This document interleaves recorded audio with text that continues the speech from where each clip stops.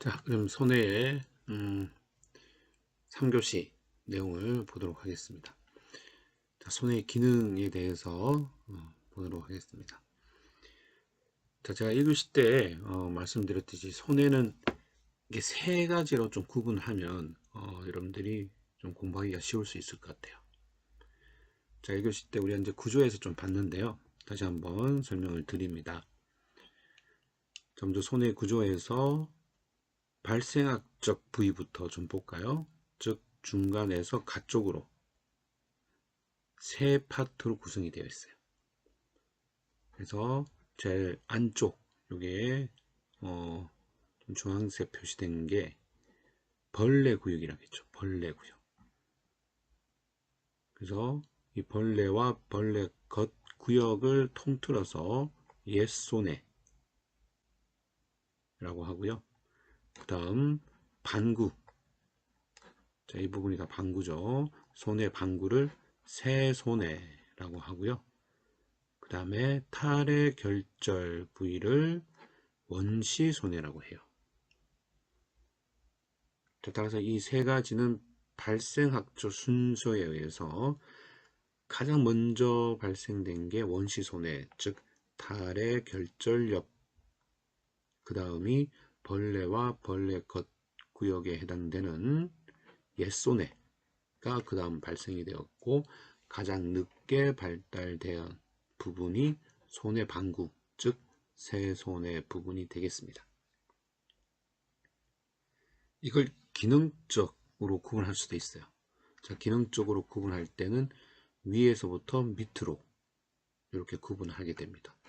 윗부분을 척수손해라고 해요. 뭐 척수와 좀 연관이 있겠다, 그죠? 그리고 밑에 이 탈의 결절력 부분을 안뜰손해, 균형과 뭐 관련이 있을 것 같고요. 그 다음 자, 이 부분을 우리가 여기를 후엽 또는 뒤엽이라고 했어요. 자, 이 부분을 다리손해라고 합니다.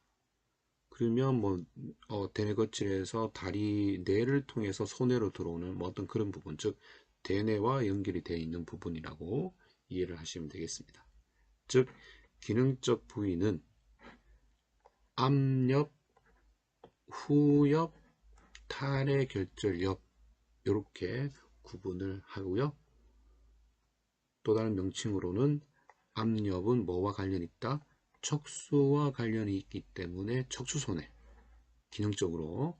그리고 후엽은 대뇌와 관련이 있어요. 그래서 대뇌에서 다리뇌를 거쳐서 오기 때문에 다리뇌 손해라고 하고요. 밑에 있는 탈의 결절엽은 균형 뭐 이런 거와 좀 관련이 있어요. 그래서 안뜰 손해라는 기능적 부위의 명칭을 쓸 수가 있습니다.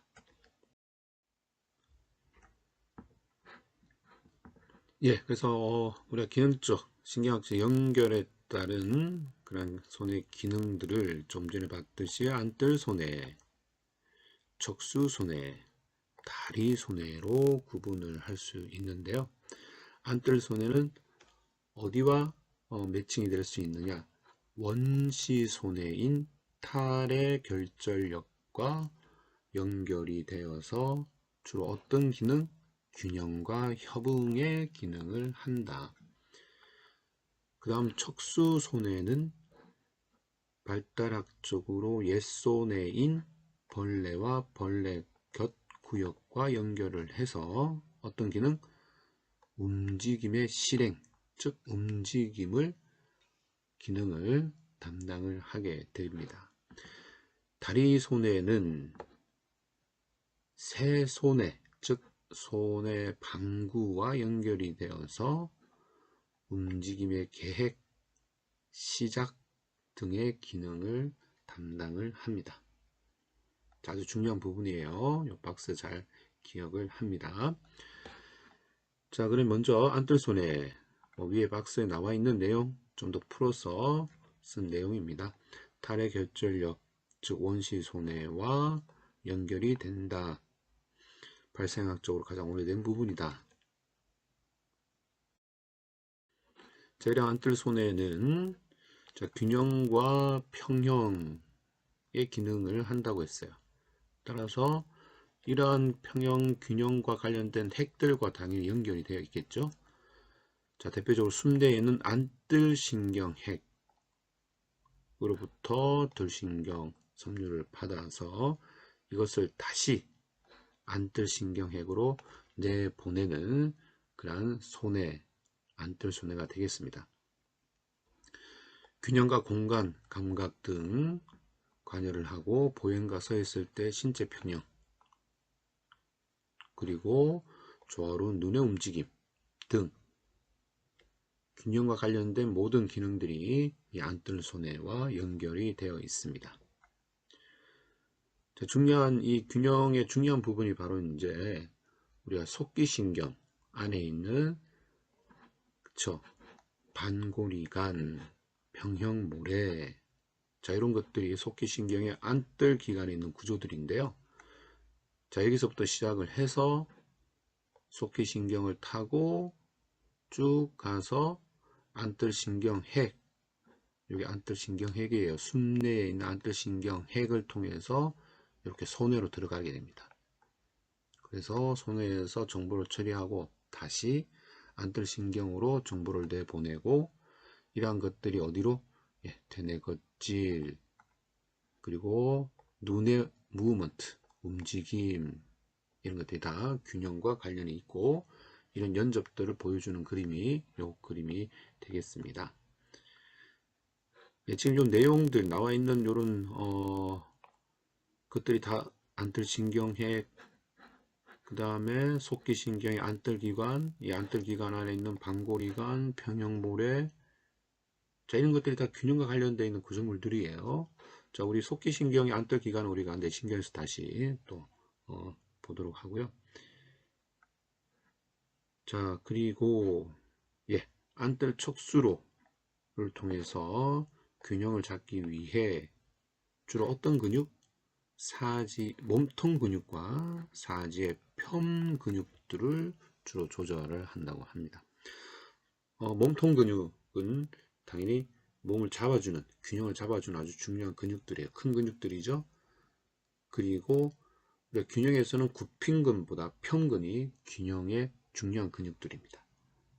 그래서 이런 근육들을 안뜰척수로, 자, 여기서 쭉 내려가는 게 안뜰척수로예요. 이 안뜰척수로가 이런 근육들을 조절을 한다. 자, 병변이 오면 당연히 눈과 신체의 균형에 문제가 있을 수 있습니다.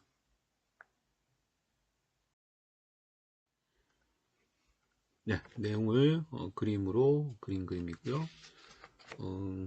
여러분 책은 177쪽에 나와 있는 그림이에요. 자, 좀 전에 얘기했던 내용물들 확인합니다. 자, 안뜰기관으로부터 오는 섬유, 자, 이게 속기신경이 여기 있을 거고, 뭐 반골이관 이런 데서 와서 안뜰신경절을 거쳐서 안뜰신경핵과 연접을 합니다. 그리고 이 안뜰신경핵은 손의 핵 중에서 꼭지핵과 연결을 한다고 했어요. 제가 좀 전에 2교시 때 말씀을 드린 부분입니다. 그래서 안뜰신경핵, 꼭지핵, 균형과 관련이 있고, 이게 그렇죠, 탈의결절엽 원시손해와 연접을 함으로써 균형과 평형에 관여를 하게 되겠습니다. 그래서 이러한 내용들이 어디로? 뇌신경 또는 뭐 대뇌 또는 척수 또는 손해, 자, 이런 데로 가게 되고, 그쵸, 척수로도 가게 되고 손해로 가게 되고, 뇌신경을 통해서 뇌신경과 그림이 없지만 뭐 대뇌, 자, 이렇게 가게 됩니다. 자, 여기서 또 하나가 보는 게 아래 올리브 핵이라는 게 있어요. 이 아래 올리브 핵도 역시 균형과 관련되어 있는 감각 구조물이 되겠고요. 꼭지핵과 연접을 해서 균형과 관련이 있다. 이 아래 올리브 핵은 우리가 오름섬유, 죄송합니다. 오름섬유가 시작되는 게 아래 올리브 핵이라고 했어요. 그죠? 그래서 아래 올리브 핵이 오름섬유를 통해서 손의 겉질로 이렇게 들어가게 됩니다.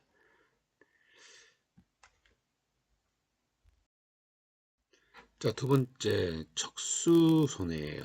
척수손해. 척수손해는 발달학적으로 옛손해와 연접을 하는데 옛손해에 해당되는 게 벌레구역과 벌레겉구역이라고 했습니다. 이 그림에서는 버미스 이 부분과 벌레 겉구역이 이 부분이에요. 그래서 자, 이게 바로 척수손해에 해당된다. 여기 있네요. 스피노세러벨럼 척수손해다. 자, 척수손해는 말 그대로 척수로 내려가요. 따라서 내림 운동계를 조절을 하게 되겠습니다. 자, 척수로 내려가서 주로 어떤 부위를 조절을 하느냐? 벌레 구역과 꼭지핵이 연합을 해서 척수로 내려가서 몸통과 몸쪽 근육을 조절을 하고, 벌레 겉구역과 중간핵이 연접을 해서 척수로 내려가 먼쪽 근육들을 조절하게 됩니다. 결국 척수손해는 팔, 다리의 움직임을 조절하는 중요한 역할을 한다. 자, 다시 위에 그림을 볼까요? 자, 벌레 구역, 버미스와 버미스에 위치한 꼭지핵이 연접을 해서 어떻게? 메디알 디센딩 시스템, 즉 안쪽 활동계를 통해 몸쪽에 있는 근육들을 조절하게 되겠고요. 벌레 겉구역에 있는 중간 위치핵이 연접을 해서 척수를 통해서 내려갈 때 라테랄 디센딩, 가쪽 활동계를 통해서 어떤 근육들, 먼쪽 근육들을 조절한다. 따라서 척수손해는 결과적으로 모터 익스큐션, 운동의 실행, 움직임과 관련이 있는 구조물들이 되겠습니다.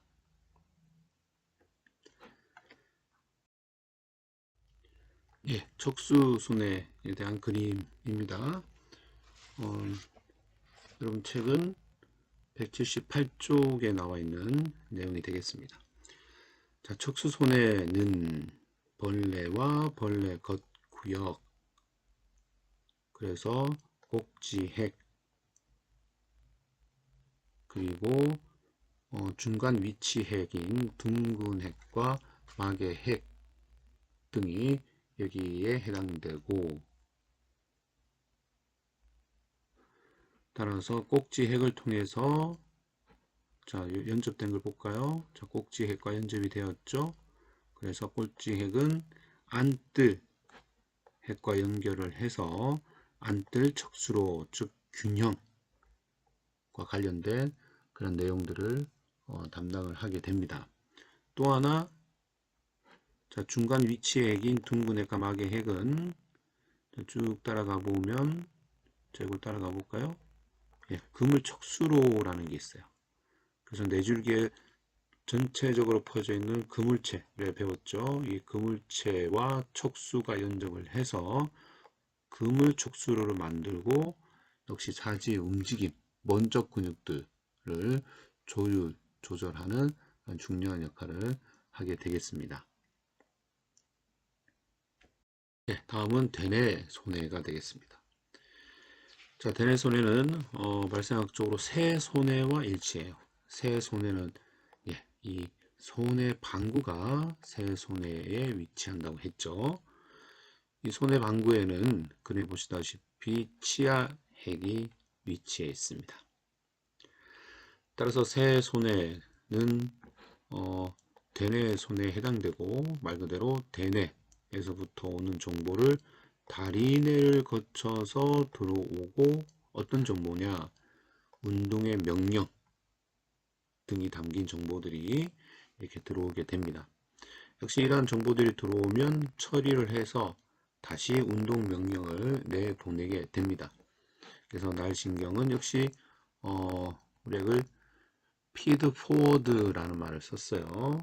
그래서 미리 먹임, 뭐 이렇게 해서 운동 계획들을 수정한 내용들을 다시 대뇌 거칠 운동 영역으로 보내고 일부분은 적색핵으로 보내서 운동을 실행하는 능력도 어느 정도 하게 되겠습니다. 즉 대뇌 손해는 대뇌 거치가 정보를 주고받아서 움직임의 계획 시작에 중요한 역할을 하게 되고요. 좀 전에 얘기했듯이 치아핵이 대뇌 방구에 위치해 있죠. 미안합니다. 손의 방구에 위치해 있죠. 따라서 역시 손의 방구에 치아핵과 연접을 해 위와 같은 운동 명령을 처리를 하고 역시 운동 겉질로 내보내는 역할을 합니다. 좀 더 상세한 기능을 보면은 복잡한 손가락 움직임, 움직임의 협응 이런 거와 관련이 있다. 자, 그래서 대뇌 손해 두 가지 중요한 기능은 기억을 합니다. 움직임 계획과 시작, 그리고 복잡하고 세밀한 움직임, 이 부분 움직임의 협응 등의 역할을 하는 게 바로 대뇌 손해의 기능이 되겠습니다. 자, 위에 요거 그림 잠깐 볼까요? 예, 치아핵은 대뇌 손해의 중심 핵이고, 자, 결과적으로 어떤 기능? 자, 대뇌 겉질로 다시 피드 포워를 시켜서 운동 전 단계에서 운동 겉질과 앞 운동 겉질이 하는 기능, 즉 운동 계획에 관여를 하게 되겠습니다.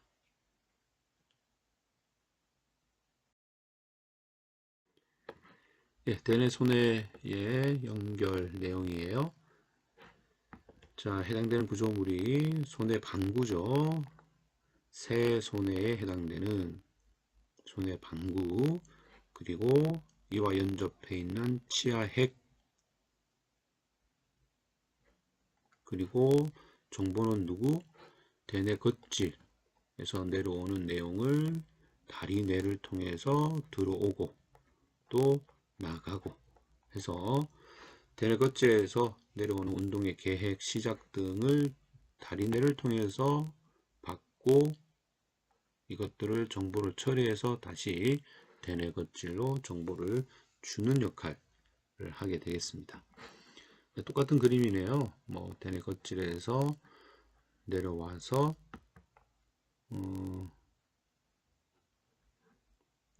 먼저 이거부터 볼까요? 대뇌 손해에서 치아핵과 연접을 해서 반대편 시상, 그 다음에 대뇌 겉질로 가고, 그래서 대뇌 겉질에서는 이러한 수정된 계획들을 다시 대뇌 척수로를 통해서 사지 근육으로 실행을 시킨다.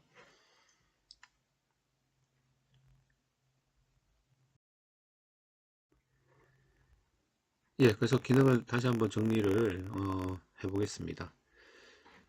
자, 먼저 베스티불로 세레벨럼, 자, 이 원시 손해에 해당되는 안뜰 손해죠. 그래서 안뜰 손해는 안뜰 핵과 연접을 하고 이를 통해서 균형과 눈의 움직임, 즉 균형과 평형의 기능을 한다. 그리고 척수 손해는 버미스와 인터메디어트, 즉 벌레와 벌레 겉 구역이 해당이 되고 여기에 있는 꼭지 핵과 중간 위치 핵 연접을 해서 자, 가쪽과 안쪽 트랙이 있는데 이 두 가지의 트랙은 결국 운동의 execution, 실행과 관련이 있다. 즉 움직임과 자세 균형의 역할을 하게 되겠습니다. 세레벨럼, 대뇌 손해는 손의 방구가 여기에 위치해 있고 이 위치에 있는 치아핵과 연접을 해서 결과적으로 뭐와 운동 겉질과 대뇌 겉질에 있는 운동 겉질, 앞 운동 겉질과 연접을 해서 결국적으로 운동의 계획, 시작 등의 그런 기능을 하게 되겠습니다.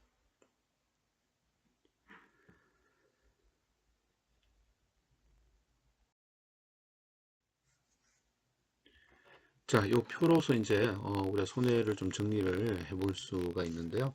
여러분 책은 183쪽 같이 보시면 되겠습니다. 자, 기능적으로 우리가 세 개를 봤죠. 안뜰, 척수, 다리내. 그래서 이 안뜰 손해는 탈의 결절엽, 즉 원시 손해가 해당이 되고, 척수 손해는 벌레와 벌레 겉구역, 즉 옛 손해가 해당이 되고, 다리내 손해는 손해 방구, 즉 새 손해가 여기에 해당이 됩니다. 자, 이거와 관련되어 있는 핵들, 탈의 결절엽은 손해 핵과는 연관이 없고요. 바로 옆에 붙어 있는 안뜰 핵과 연접을 해서 어떤 기능? 평형 감각, 눈의 움직임 등과 관련이 있습니다. 다음 벌레는 벌레 구역에 있는 꼭지 핵과 연접하고요. 벌레 겉구역은 중간 핵, 즉 마개 핵과 둥근 핵과 연접을 해서 자, 꼭지 핵과 연접한 벌레 구역에서는 몸쪽에 있는 근긴장도 그리고 평형 감각과 관련이 있고요. 벌레 겉구역과 중간 핵은 먼 쪽에 있는 근긴장도 좀 먼쪽 근육을 조절한다고 이해하시면 됩니다. 그리고 팔다리 운동 실행과 관련이 있는 게 바로 벌레 겉구역이 되겠습니다. 다음이 손해방구는 손해방구에 위치해 있는 치아액과 연접을 해서 자, 부드럽고 섬세한 움직임 그리고 불수의적인 움직임을 조절하는데 특히 움직임의 계획과 시작을 조절하는 협응 조절에 관여를 하게 되겠습니다.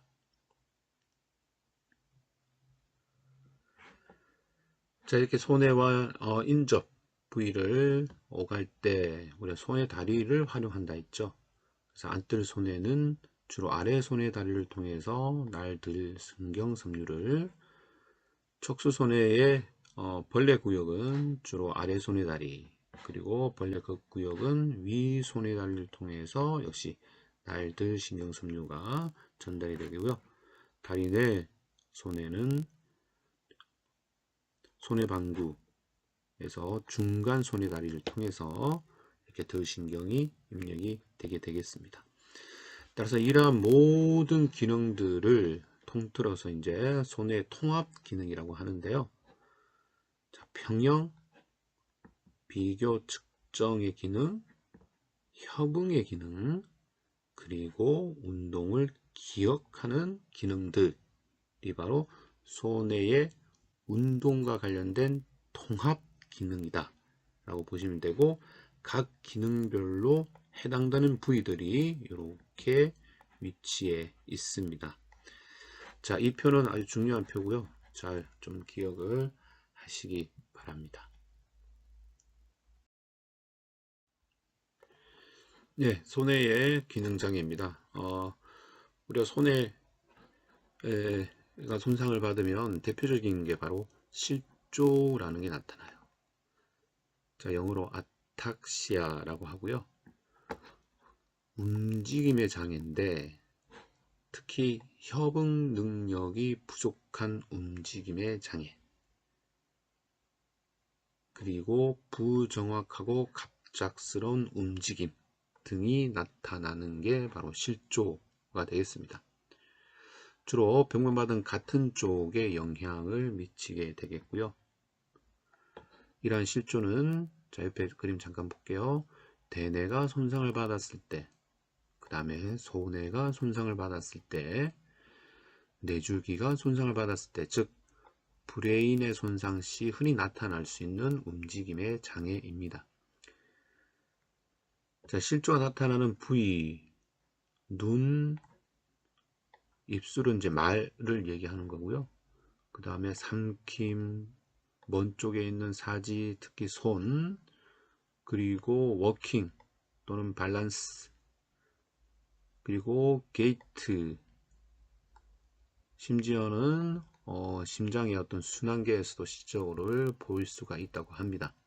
따라서 신체 전반적으로 나타나는데 특히 사지의 근육과 관련이 있는 그런 움직임 장애가 바로 실조가 되겠습니다. 벌레와 탈의 결절력 손상 시에는 보통 몸에 나타나는 실조, 몸이 이렇게 그림 보시다시피 떨려요. 그죠? 그리고 벌레 주변에서는 보행시 나타나는 실조 등이 보일 수가 있습니다. 안뜰 손해에서 나타나는 실조는 눈의 떨림, 평형 이상, 서기 균형 등의 유지가 어려운 실조의 장애들을 볼 수가 있고요. 위에서 그림에서 보시다시피 말더듬, 스피치와 관련된 실조도 볼 수가 있습니다. 자, 결과적으로 일단 뭐 척수 손해, 안뜰 손해 다 이제 실조가 나타나고요. 척수 손해는 보행 실조 등이 나타나고 사지 실조도 보입니다. 자, 그래서 대표적인 손해 기능은 뭐다? 실조가 나타난다. 의도되지 않는 움직임, 부정확하고 갑작스러운 움직임, 이런 것들이 근육 전체에서 나타난다고 보시면 되겠어요. 자, 대표적인 실조와 관련된 그런 질환명 등이 있습니다. 상반, 운동, 반복, 수행 장애, 경양 장애, 활동 뜰림.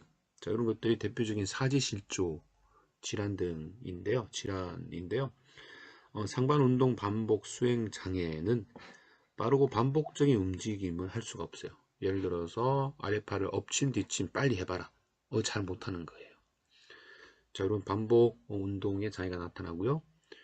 또 하나, 거리를 정확하게 잴 수가 없어요.